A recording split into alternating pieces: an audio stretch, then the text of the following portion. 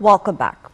Right, Egyptian expats in 124 countries started voting in the first phase of the House of Representatives elections, casting their votes at 140 polling stations located in embassies and consulates worldwide.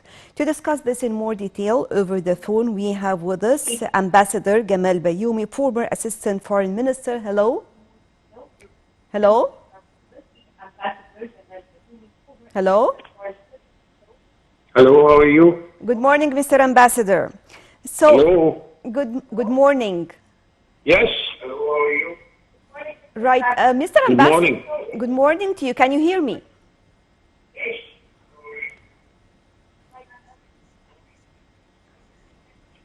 Mr. Ambassador? Hello? Hello? I can't hear you from the phone. I'm hearing you from the TV. But unfortunately, you cannot listen to me from the TV. You have to just to decrease the volume or to make it mute and listen to the phone. Right? Hello? Mr. Ambassador? Your phone has a problem. Hello? So I think something going wrong, technical problem maybe. We'll be back to our ambassador. Hello? Now I hear you. Okay, good, now great. I hear you. Good, excellent. So talking first of all about the elections that started for Egyptian expats.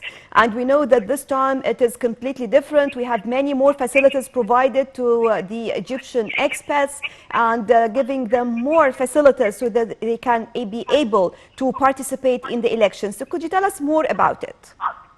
This is very good news because we are keen always to have our citizens abroad in good connection with our missions. And we want them to feel that they have the right vote for anything happening in Egypt, especially voting for the parliament, voting for the president. And this is a good occasion for them in order to be in direct contact with our missions abroad. We have a small problem there, that not every Egyptian living abroad is keen to register himself at the embassy or the consulate. And this made the situation a little bit difficult. But we are improving this situation, and we hope that one day the majority of Egyptians living abroad will register themselves in their missions, because it's for their own sake. I remember in Brazil, I received a letter from a lady living in Jordan, Egyptian, and she was trying to find her brother in Brazil. It was the only way to find her brother, his connection with the embassy. So, also, whenever there is an incident or any problem for a citizen, we can be a good contact directly to him and between him and his family in Egypt. So it's not only the election we are seeking, but for his own benefit, our citizen living abroad. And also we have here a sort of a duty as diplomats. We have to make our citizens living abroad feel that this is their home. I mean the embassy or the consulate. I always put a standard of relations that any Egyptian in the mission, in the city I am living there, who is seeking to have a cup of coffee, I must be there if he wants to come and to have a cup of coffee or to have the last edition of a newspaper or whatever a small service he is asking for. So now with the election, we are really happy that the number of participants are increasing, and we should continue to make this situation continue and much better in the future, inshallah. Right, but recently, definitely, we have seen Egyptians. They were very keen to learn more about the elections and to participate, and they were asking for more facilities to be provided. And I think that they have got these facilities. For example, talking about the challenge of having the ID, challenge of being or living abroad for years and years. And now we have seen that really there is a turnout in this actually, and especially the idea of using the mail as well. This helped during the challenge, of course, of the COVID-19.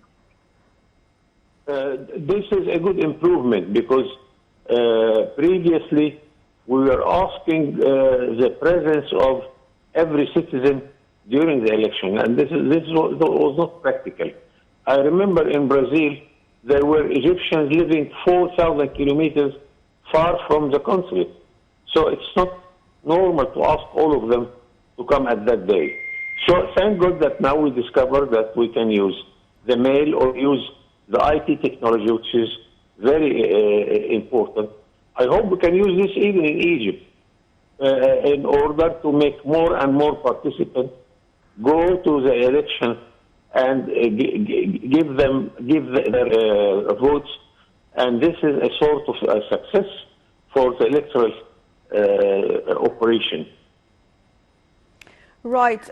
Definitely talking also about the Egyptian expats and their role in supporting Egypt in general, whether we are talking about their support on the political level or the economic level. And definitely we all know that we can consider them as ambassadors to Egypt.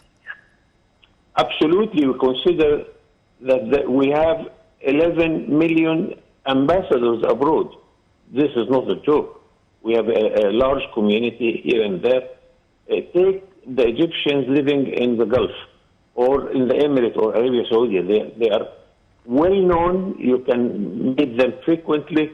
If you have 2 million in the Emirates, for instance, you meet them everywhere because they are in a good positions, and their impact on the daily life is very important.